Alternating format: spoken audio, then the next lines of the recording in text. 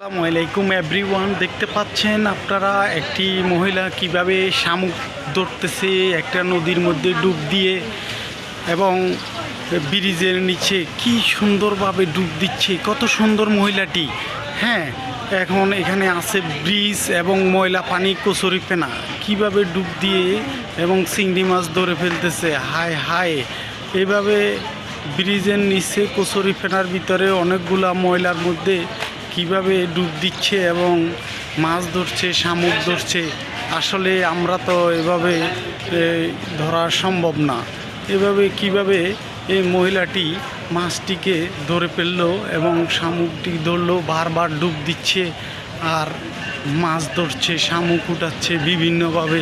হায় হায়, কি এক ঘটনা ঘটাচ্ছে, দেখলে অনেক অবাক লাগে।